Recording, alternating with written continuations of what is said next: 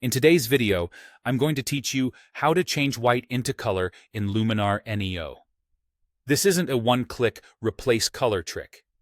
Instead, we'll use Luminar NEO's color tools and masking to isolate the white or light areas you care about, then shift their hue so they take on a new color.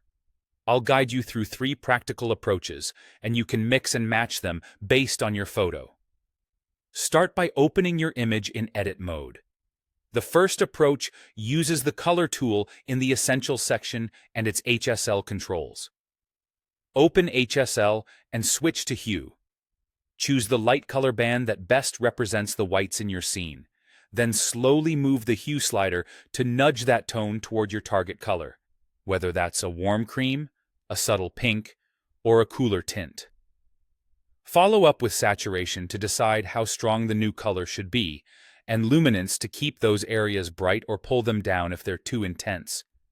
This works best when the light areas are distinct and don't overlap heavily with other important colors.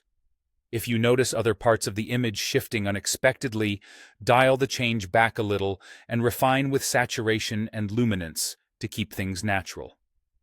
For images where the white is really just very bright tones, the toning tool in the Creative section is a great option. Increase the amount to activate the effect, then adjust Highlights Hue and Highlight Saturation to introduce a tint only into the brightest parts of the photo. You can optionally add a complementary hue into the shadows with Shadows Hue and Saturation for a balanced, split-toned look. Use the Balance slider to decide whether the effect leans more toward highlights or shadows. Keep an eye on skin tones and neutrals. Subtlety is key so the image still feels believable.